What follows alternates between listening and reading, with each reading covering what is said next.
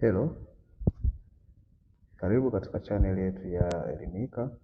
Katika video hii nitakuelekeza ni jinsi gani unaweza kuangalia matokeo ya kidato cha 4 2025. Hivyo usisahau kusubscribe ili kuwa wa kwanza kupata taarifa za video zetu pale tu tutakapozi upload. Katika video hii tutakuelekeza njia bora na nyepesi ambayo unaweza ukaitumia kuweza kupata matokeo ya kidato cha 4 tutakayotangazwa kesho Jumamosi tarehe 31 muda wa saa 5. Njia hii itakusaidia wewe kuepukana na ile njia ambayo wengi wanaitumia kiasi kwamba inapelekea mfumo kuwa load pasipofunguka kwa muda mrefu. Hivyo njia ambayo wengi wanaitumia ni hii ya kuandika NECTA na kwenda katika hii website ya necta.go.tz. Sasa baada ya matokeo kutangazwa, hii peji mara nyingi inakuwa ni nzito kufunguka. Kama hapa tunaona ni nyepesi, tumeingia tu imefunguka, lakini baada ya matokeo kutangazwa inakuwa ni nzito sana kwa sababu watembeleaji wanaongezeka na inakuwa na idadi kubwa. Sasa njia ambayo unaweza ukaitumia kuweza kuangalia mojawapo ni hii. Utaandika kifupi cha mtihani husika. Mfano kama yale ya kidato cha pili tulikuwa tukiandika FTNA result.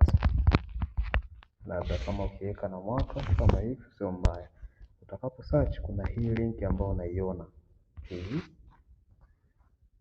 ambayo ukiangalia ni tofauti na hiyo ya juu hapo. Hiyo ya juu mara nyingi inakuwa ni nzito. Hii ya chini ukiangalia hapa address yake imeanza na online sys.necta.go.tz, lakini hii tunaiona ni www.necta.go.tz.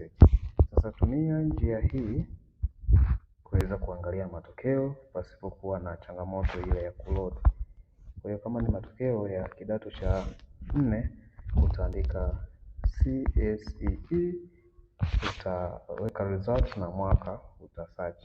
Utakapo search itakuja link ya matokeo. Kwa sasa hivi haipo, kama tunavyoona tumeweka ya kidato cha 4 lakini imekuja ya kidato cha 6. Hii ni kwa sababu bado hiyo linki haijawezeshwa, ikiwa na maana matokeo hayajatangazwa. Ila itakapotangazwa utaweza kuipata.